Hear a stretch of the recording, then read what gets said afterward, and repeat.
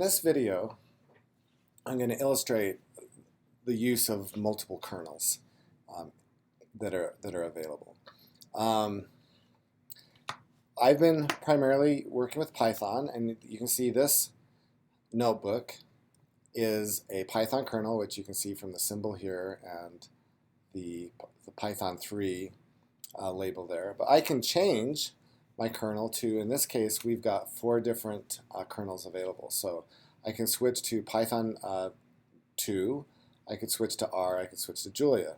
Of course, I make any of these changes, and now I have the Julia logo, the Julia label.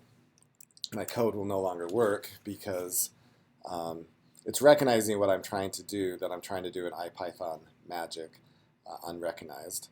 If I change to a Python 2, probably most of my code will work, although I may not have all the packages installed.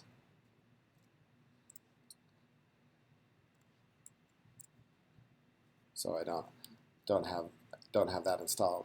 What I've done in this notebook, this was a notebook that we created for getting experience of playing using numbers and writing functions to manipulate numbers. And the example this was motivated from was encryption and the use of prime numbers in encryption. So I have some kind of just lecture material here that they can read through about why prime numbers are important, and then some of the different. The first thing we did was a sieve of Aristophanes. Have kind of the algorithm laid out, and then we're asking them to write their code here, and this was an in-class exercise. Kind of talking after we went through that, we discussed what some of the limitations of the approach were, and what some alternatives that we might take to finding prime numbers. Well, in this notebook, I've just basically taken that same notebook that we did in Python, switched the kernel to Julia, and edited it to use to be Jupyter code instead of Python. But the same infrastructure that I use for Python is available here. I got my markdown cells, I have code cells, I have output cells.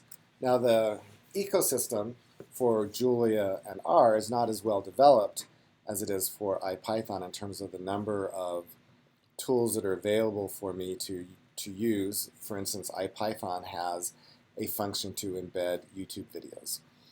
That doesn't exist for the Julia kernels or the R kernels yet. But if I'm sticking with straight markdown and code, there's really no difference in how these notebooks operate for me with whatever language that I'm using. So in the summer school, we did have portions of one of our classes that was taught by Samir and Andrew Red. Samir used Python, and Andrew used R, but Andrew's materials were all presented in R through these Jupyter notebooks.